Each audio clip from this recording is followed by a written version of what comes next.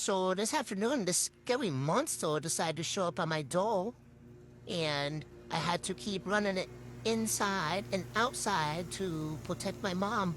But my mom laughed at me and called me a pussy chicken for running away.